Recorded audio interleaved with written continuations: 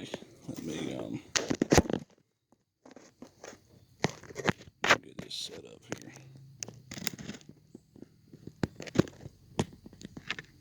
Okay, pretty sure that's in view. Um, so a lot of people love watching martial arts movies, films, and everything. They love seeing all these fast, quick movements and spinning stuff and everything, and all these crazy high jumps, kicks, and flips and everything. And sometimes people just like seeing the simple, straight up seeing who the better man is, who's tougher type deal in some action movies and tough guy movies. And I have two things back here that I made. Even the second one is just a holder for it that I made. This one is not perfectly accurate. It's close as I can get it though, and I added a new thing. I took out the Maki World board, cut this piece off, and put it in the middle. Have something a little bit more better to punch. It feels a little bit better on my hand, some cushion. They're constantly hitting this, but we have the what is this thing called again? Bakyun Jong, wooden man, wooden dummy. I don't care about the actual whatever um, dialect or language, actual pronunciation in that language.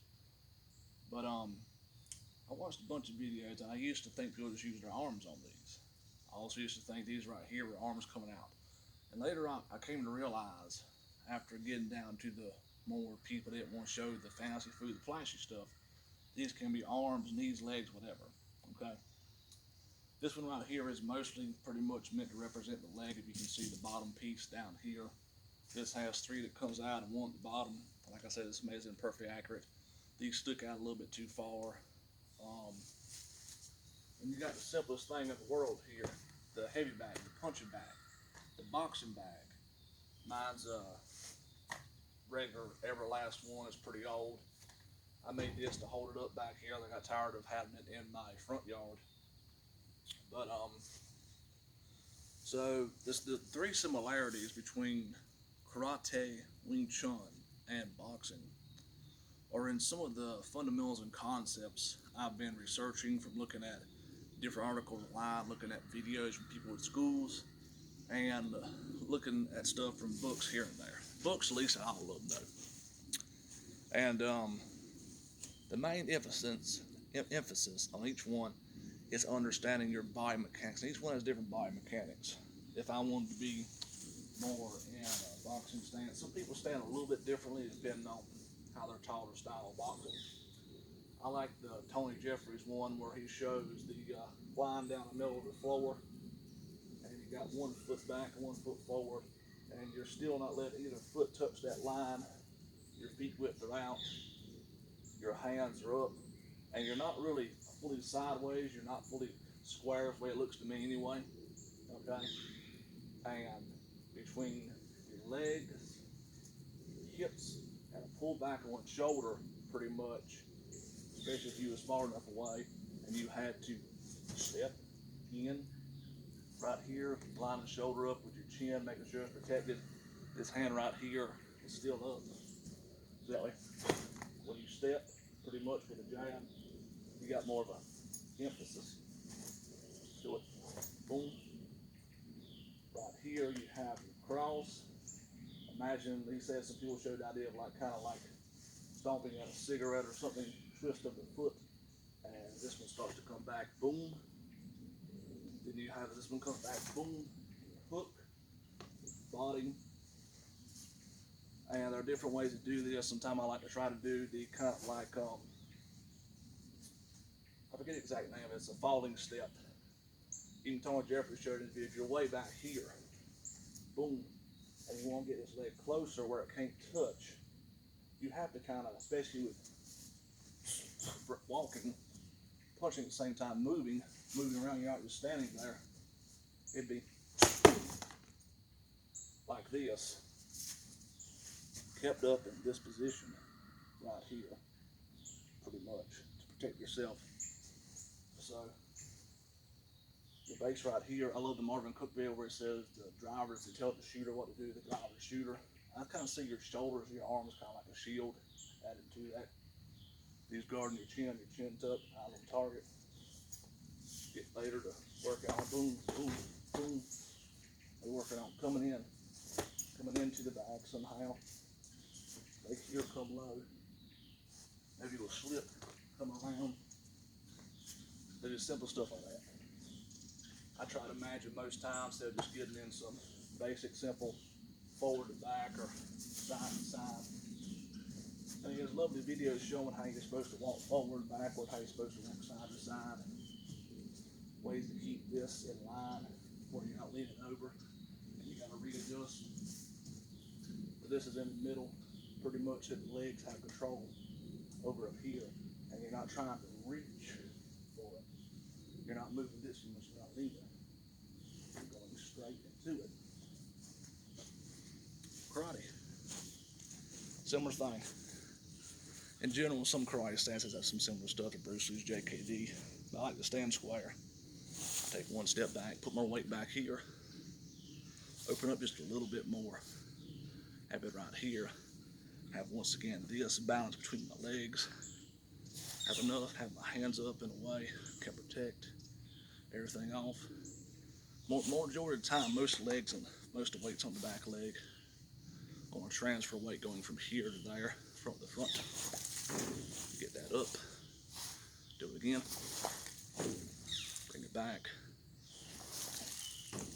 Bring it back. This from here to here.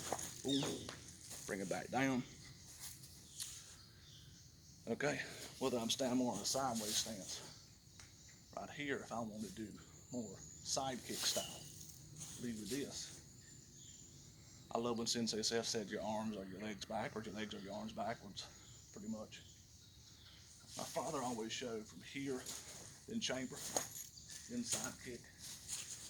I like the more lower style one, where you would either slide or kind of put your foot behind this foot right here, this leg on this side's coming behind this foot right here, or a pendulum step, and then throw it out. You can have a little bit of a chamber coming up and extend out thrusting with your leg joint to your hip. You still, even if you're on one leg, won't be in a position that's counterbalanced, and where you're not leaning this so far back, it's not mostly over these. You need to be in a decent enough position where you're not doing this too much. If you can help it. A little bit of lean for certain kicks is okay, depending on the kick. So yeah, with the I'll use this right here. They stand in their stance. They get their hands down here, shoulders relaxed. Two knuckles. And they get it, they really get into it.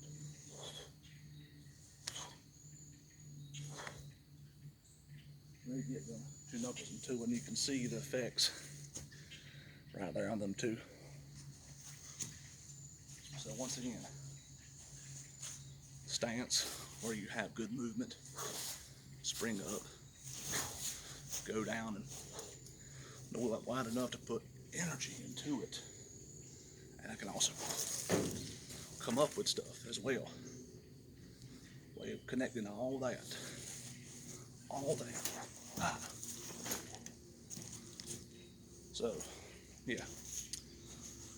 Wing Chun is most of theirs on this. You can later in actual sparring go from standing there and kind of like with a bag, move around and work with stuff. You kind of can work with going in and out on this, and maybe work on some stuff like for trajectory.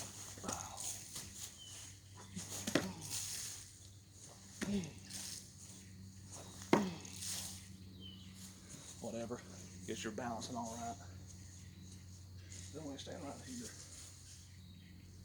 I love when they said the first thing is making contact. Somebody throws whatever at you, you react to either block and punch, or maybe your reaction is to put your hands up, contact is made, you know where they're at. They are in some position to do whatever.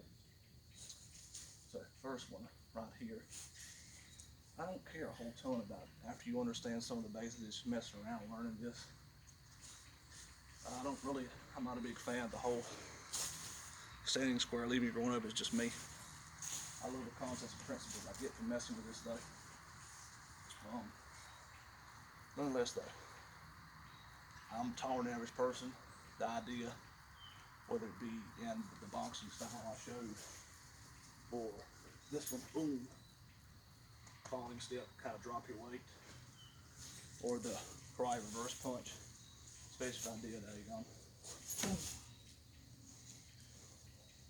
Sinking down into it. Sinking down into it. I did a back fist, boom, then came through with this as I pulled this one back. Sunk down into it. Whatever. So, this one right here, first one, pretty much. Sit down and make contact. This has a mixture of sinking and rising, but just sinking in general, still a good thing. I'm new to the rising. I can kind of see the rising of people going from here to there. Up and in karate style, go forward. A little bit up, not completely. However, exaggerated example. But I'm taller than most people. It's easier for me to get more sinking down than trying to go up. I don't even like the idea of hitting the bag with gloves on, going up. I had a person show me, I don't like that. I'm more used to the lowered disposition. I can bring the show up a little bit in the back, karate style, with this bent down a little bit, because most people my area are short me anyway for self-defense purposes. Although, like I said before, I'd probably rather use an actual hand palm. I don't like doing this. I'm just gonna see myself hitting my fingers. Wing Chun style, whatever, or that style, or whatever type of style, hand palm, have to go to the face. Because at least then I have the ability maybe to grab next, or maybe if I put enough structure into it, like I was throwing the punch, instead of what's hitting is a flat surface, and that structure, because this being stuck in the ground, and this after this, I even got ropes behind this to give it some pretty much tension to it. I don't want to just tap stuff all the time. I want to make sure I have good structure. I'm not being pushed back. You can see my other videos on this where I cut this out of the ground anyway. So here, the next one, and I love what Izzo Wing Chun said about every step needs a turn, every turn needs a step. This right here, okay? Shift, boom. Whether it be, I just done that with my waist, boom. Making sure I'm keeping good structure, making sure I'm not leaning, making sure I'm not leaning up, making sure up here isn't making it go, it's down here. I'm keeping this in line, and I'm still keeping it, where if I throw up here too much, I can go over and go past this. Long style, pretty much. I don't mind most time right here, then step, then turn. I still take me in this position. I'm over here that time. Personally, in general, just messing with this for the actual purpose, I'll stand in this. Most time I still like on flip in this, try to add style. The heel wasn't as raised up as much. It was more of a shuffling of the feet when you pushed off and shuffled to move forward. Push from the side if you're gonna go this way, that way, back. So at the most, maybe an inch or a quarter inch maximum at times off the ground. Because it's meant for actual everyday walking, and then all of a sudden you have to go. You're walking, all of a sudden something happens, or you're standing there, boom, you gotta go. Self-defense, modern day, kind of like street fighting style. My dad put it, his thing of karate, his teacher showed them Tetsuken Ryu. Anyway, right here, boom, step, turn, step, turn. It'd be more like this. Most times it's shown like this though, okay? Boom, step, turn, getting offline, making sure I'm going past this bottom piece, step, turning, making sure I can sink, rise, I can do whatever. I love understanding there's these basic concepts in this. Those are the main way of the idea of understanding the tools, understanding whether they're in a boxing bag, the Maki War, or this. You're stable, you're rooted to the ground, you've got good power, you're not being knocked back. and you have the ability to understand you need to move and not just stand there. Maki War is easy to stand there. Punch it back if you want. To say that going from here to there, yes, to that, whatever way you want to look at, if you don't want to do the exact formation, it's still showing you a way of turning and shifting and hitting. It's still showing you that right here in this position right here. Boom, kick. I have contact. Maybe I'm ready to try and do a leg sweep, but I'm doing something with my legs. And also where I know I have pressure. Because I love the videos, Sean, where you don't always have the time to do the sport style, whatever movement of high kicks, etc.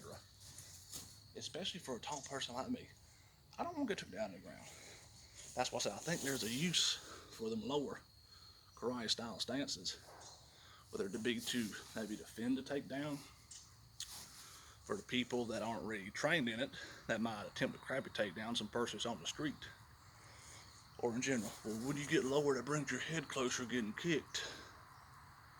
There's no exact perfect stance for everything, okay? Maybe I'll just move out of the way. Maybe I'll just go on back. Maybe I'll go on forward.